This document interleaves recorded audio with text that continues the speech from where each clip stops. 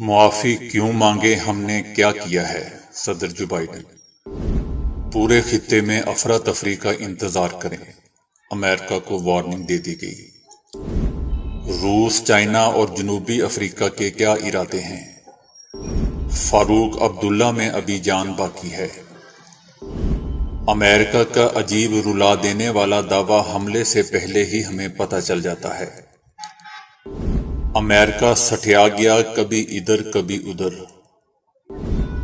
ایک عام ڈرون کو مارنے کے لیے امریکیوں کے $1 ملین کے میزائل۔ جھنڈے کے ساتھ نیچے ڈنڈا بھی ہوتا ہے۔ شیخ رشید احمد۔ سابق جج اور سابق اٹارنی جنرل ملک محمد قیوم انتقال کر گئے۔ خوبصورتی نہیں، قابلیت چاہیے، انٹرویو دینے والوں کو ماسک پہنا دیے گئے۔ مجھے والدین اچھے نہیں لگتے، وہ گندے ہیں، معصوم بچی کا مرنے سے پہلے اپنا آخری خط۔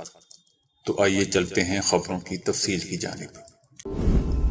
صدر جو بائیڈن کا کہنا ہے کہ امریکہ جاسوس غبارہ مار گرانے پر چائنا سے معافی نہیں مانگے گا۔ صدر جو بائیڈن نے دعویٰ کیا کہ چائنا غبارے کو جاسوسی کے لیے استعمال کر رہا تھا۔ تاہم شمالی امریکہ میں مار گرائے گئے 3 اجسام کسی ملک کے لیے جاسوسی نہیں کر رہے تھے۔ امریکی صدر کا کہنا تھا کہ وہ غبارے کے معاملے پر چینی ہم منصب شی جن پنگ سے بات کریں گے۔ ہم کوئی نئی سرد جنگ نہیں چاہتے، تاہم اس معاملے کی تہہ تک پہنچیں گے۔ جو بائیڈن نے کہا کہ کوئی غلط سوچ نہ رکھے، اگر کوئی چیز امریکی شہریوں کے لیے باعث خطرہ بنے گی تو اسے مار گرایا جائے گا۔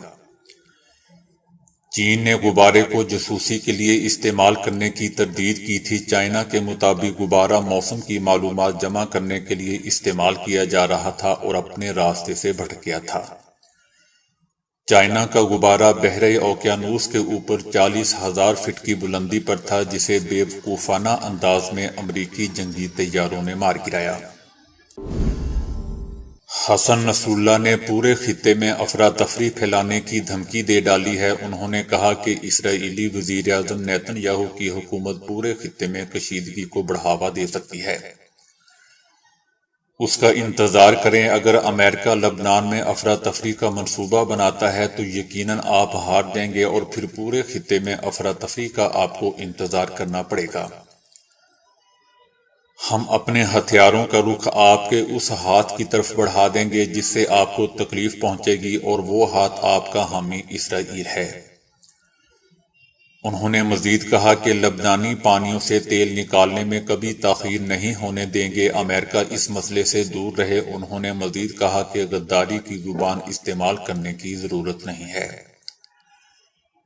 دوستو، ان کے یہ بیانات ایک ایسے وقت میں سامنے آئے ہیں جب تمام لبنانی اور اسرائیلی وفود نے ایک کمرے میں ملاقات کی تھی۔ اس ملاقات میں انہوں نے سمندری حدود کی حد بندی کے لیے ایک تاریخی معاہدے پر دستخط کیے تھے۔ امریکی ثالثی میں اس معاہدے کے تحت دونوں ملکوں کے درمیان سمندری سرحدوں کا تعین کیا گیا تھا۔ دوستو، یاد رہے کہ اتفاق رائے تک پہنچنا اور معاہدے پر دستخط کرنا آسان کام نہیں تھا، کیونکہ 2020 میں شروع ہونے والے مذاکرات کئی بار پٹری سے اتر گئے تھے۔ تاہم گزشتہ جون کے آغاز سے ان مذاکرات میں پھر تیزی آ گئی تھی۔ یہ تیزی کریش فیلڈ کے قریب پیداوار اور ذخیرہ کرنے والے جہاز کی آمد کے بعد سامنے آئی تھی۔ یہ فیلڈ ایک متنازع علاقے میں واقع تھی، تاہم اب نئے معاہدے کے مطابق کریش فیلڈ مکمل طور پر اسرائیل کی طرف ہو گیا ہے، جبکہ کانا میدان کو لبنان میں شامل کر دیا گیا ہے۔ روس نے اعلان کیا ہے کہ وہ چائنا اور جنوبی افریقہ کے ساتھ بحر ہند میں مشترکہ فوجی مشقوں میں سپر سونک میزائل کا تجربہ کرے گا۔ یہ مشقیں بحر ہند میں انجام پائیں گی اور اس کے دوران روس اپنے سپر سونک میزائل کا تجربہ بھی کرے گا۔ یہ فوجی بحری مشقیں ایسے حالات میں منعقد کی جا رہی ہیں کہ جب مغربی ممالک 24 فروری روس یوکرین جنگ چھڑنے کے دن کی مناسبت سے ایک سیکیورٹی کانفرنس کے لیے جمع ہو رہے ہیں۔ روس نے اپنا ایک جنگی بحری بیڑا کیپ ٹاؤن جنوبی افریقہ میں تعینات کیا ہے۔ کل سے جنوبی افریقہ میں موسی 2 نامی فوجی بحری مشقوں کا انعقاد ہو چکا ہے۔ فاروق عبداللہ نے کہا ہے کہ بھارتی حکومت کے 5 اگست 2019 کے فیصلوں کے تباہ کن نتائج برآمد ہوئے ہیں۔ انہوں نے کہا کہ بھارتی انتظامیہ نے کشمیریوں کے تمام جمہوری حقوق ختم کر دیے ہیں۔ بھارتی حکام علاقے میں امن و سکون، ترقی، خوشحالی کے دعوے کر رہے ہیں، لیکن زمین پر ایسا کچھ دکھائی نہیں دے رہا۔ حکام کے سب دعوے جھوٹ کا پلندہ ہیں۔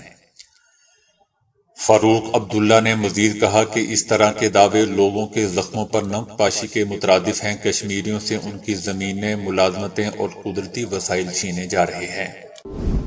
امریکہ کے ایک سینئر کمانڈر کا کہنا ہے کہ ہم ایرانی ڈرون حملوں کی پیشگوئی کے لیے مصنوعی ذہانت یعنی آرٹیفیشل انٹیلیجنس کا استعمال کرتے ہیں۔ ہم مصنوعی ذہانت کا استعمال کرتے ہوئے اس بات کی پیشگوئی کرتے ہیں کہ ایرانی ڈرون حملے کہاں سے ہوں گے۔ امریکہ اور اس کے عرب اتحادی اور اسرائیل مصنوعی ذہانت کا استعمال کرتے ہوئے اس جگہ کے بارے میں پیشگوئی کر لیتے ہیں جہاں سے ایران کے ڈرون حملے کے امکانات ہوتے ہیں۔ انہوں نے یہ بھی کہا کہ خطے میں مشترکہ دفاعی ٹیمیں خطرات کی نشاندہی کرنے اور مستقبل کے خطرات کی جگہ کا پتہ لگانے کے لیے ڈیٹا کی اسکریننگ کے لیے مصنوعی ذہانت کا استعمال کرتی ہیں۔ ہماری سب سے بڑی تشویش ایران کی طرف سے پیدا کیے جانے والے خطرے ہیں اور ان کی خطرناک پالیسیاں عدم استحکام کا باعث بنتی ہیں۔ اس امریکی اہلکار کا یہ بیان دوستو ایک ایسے وقت میں سامنے آیا ہے جب گزشتہ روز امریکی انٹیلیجنس ایجنسیوں نے اپنی ایک رپورٹ میں کہا تھا کہ ایران سستے اور کارآمد ڈرون کی تیاری میں سر فہرست ہو گیا ہے۔ گارڈین اخبار نے امریکی انٹیلیجنس حکام کے حوالے سے دعویٰ کیا ہے کہ ایران سستے اور مہلک ڈرون کی تیاری میں عالمی رہنما بن کر ابھر رہا ہے۔ امریکی ڈیفنس انٹیلیجنس ایجنسی کے تجزیہ نگار بتا رہے ہیں کہ کس طرح ایران ایک علاقائی ڈرون کھلاڑی ہونے کی وجہ سے روس کا ایک بڑا حامی بن چکا ہے۔ امریکہ نے چائنا کے ساتھ مواصلاتی راستے بحال کرنے کی خواہش ظاہر کی ہے۔ امریکہ کا کہنا ہے کہ لیکن چین امریکہ کے ساتھ مواصلاتی راستے بند کرنے کا خواہش مند ہے۔ یاد رہے دوستو کہ امریکی فوج کی جانب سے چینی بیلون کو مار گرائے جانے کے بعد چین اور امریکہ کے درمیان تعلقات کا مستقبل اور بھی طریق دکھائی دے رہا ہے، جبکہ امریکہ چائنا کے ساتھ مواصلاتی رابطہ برقرار رکھنے کی خواہش کر رہا ہے اور اسے دونوں ممالک کی ذمہ داری قرار دے رہا ہے۔ انڈونیشیا میں امریکی اور چینی صدور کی ملاقات کے پیش نظر امریکہ چائنا کے ساتھ رابطوں کے تسلسل پر زور دیتا آ رہا ہے۔ امریکی فوج کی مرکزی کمان نے ایک بیان میں کہا ہے کہ امریکی فوج نے شام میں امریکی فوجی اڈے کے اوپر ایک ایرانی ڈرون کو مار گرایا ہے۔ مقامی وقت کے مطابق تقریباً 2:30 بجے شام میں ایک ایرانی ڈرون طیارہ جو شمالی مشرقی شام میں جاسوسی میں مصروف تھا مار گرایا گیا۔ مذکورہ ایرانی ڈرون ایک چھوٹا اور ہاتھ سے لانچ کیا جانے والا ڈرون تھا جسے دشمن کے دفاعی نظام کا جائزہ لینے کے مقصد سے لانچ کیا گیا تھا۔ دوسری طرف ایران کا کہنا ہے کہ اس ڈرون نے اپنے تمام مقاصد اور اہداف حاصل کر لیے ہیں۔ یہ سپر ڈرون $1000 سے بھی کم لاگت کا ڈرون تھا جسے مارنے کے لیے امریکیوں کو کئی ملین ڈالر سے زائد قیمت کے میزائل داغنے پڑے۔ شیخ رشید احمد نے کہا ہے کہ غریب کے پاس روٹی نہیں لیکن ملک میں 88 وزیر ہیں جو کہتے ہیں کہ تنخواہ نہیں لیں گے اور پیٹرول زرداری کا ڈلوائیں گے۔ یہ سب یاد رکھیں کہ جھنڈے کے نیچے ڈنڈا بھی ہوتا ہے۔ شیخ رشید احمد نے کہا کہ 15 دن کے لیے سسرال گیا تھا۔ عمران خان سے کہا ہے کہ اب آر یا پار کرنے کا وقت آ چکا ہے۔ انہوں نے کہا کہ مریم بی بی اپنے شوہر کو تو ساتھ ملا لو، مریم کا بیانیہ گھر میں کوئی نہیں مان رہا تو پارٹی کیا مانے گی؟ مریم تم بتاؤ کہ تمہاری حکومت نہیں تو کس کی ہے، ہمت کر کے بتا دو۔ شیخ رشید احمد نے کہا کہ لال حویلی کسی کے باپ کی نہیں ہے، میری ہے۔ میرے گھر میں ڈکیتی کرنے والے سب کچھ مجھے واپس کر دیں ورنہ مقدمہ درج کرواؤں گا۔ ہماری لڑائی افواج اور بیوروکریسی سے نہیں۔ ارکان خریدنے والوں سے ہے، سب سے بڑا ڈاکو زرداری ہے۔ زرداری نے مسلم لیگ نون کو تباہ کر دیا۔ بلو رانی ملک کو ایسے چلا رہی ہے جیسے کوئی نقشے میں دیکھتا ہو کہ ملک کہاں کہاں واقع ہے۔ وقت آنے والا ہے، الیکشن نہ ہوئے تو خانہ جنگی کا خطرہ ہے۔ ملک قحط کی طرف جا رہا ہے اور لوگ دکانیں لوٹیں گے۔ روس معیشت تباہ ہونے پر ٹوٹ گیا تھا۔ ہمارے ہاں بھی اس وقت 10,000 کنٹینرز پورٹ پر پھنسے ہوئے ہیں۔ 15 دن جیل میں رہا اور اہم ترین لوگوں سے ملاقاتیں بھی کی، جنہیں بتا دیا ہے کہ جب تک عمران خان ڈاکوؤں کے خلاف ہے اس کے ساتھ کھڑا رہوں گا۔ شاہد خاقان عباسی اور مسلم لیگ نون کے ان رہنماؤں کا شکریہ ادا کرتا ہوں جنہوں نے میری گرفتاری کی مذمت کی۔ IMF سے معاہدہ ہونے کے باوجود ڈیفالٹ کا خطرہ ہے۔ ان کا کہنا تھا کہ یہ لوگ عمران خان سے الیکشن کسی صورت نہیں جیت سکتے، اس لیے عمران خان کو گرفتار اور نااہل کروانا چاہتے ہیں۔ انہوں نے کہا کہ فوج ہماری ہے، لیکن جلد یا دیر فوج کو سمجھ آ جائے گی کہ ملک بچانے کے لیے شفاف الیکشن ہی ضروری ہیں۔ فوج سب کو ساتھ بٹھائی الیکشن کروائے۔ اگر انتظار کیا تو پاکستان جیل بن جائے گا۔ فوج کا امیج بحال کرنا ہے تو ہر صورت الیکشن کروانا ہوں گے۔ شیخ رشید احمد نے مزید کہا کہ کیپٹن صفدر کہہ رہا ہے کہ نون لیگ کے ورکرز بھی عمران خان کے ساتھ ہیں، کھیل ختم، پیسہ ہضم ہو چکا ہے، ایسا کیپٹن صفدر کا کہنا ہے۔ سابق جج اور سابق اٹارنی جنرل ملک محمد قیوم انتقال کر گئے ہیں۔ وہ سپریم کورٹ بار ایسوسی ایشن کے صدر بھی رہ چکے تھے۔ ملک قیوم کی نماز جنازہ لاہور میں ادا کی گئی، جس میں chief justice Lahore high court, اس کے علاوہ ججز، وکلاء اور دیگر شخصیات نے شرکت کی۔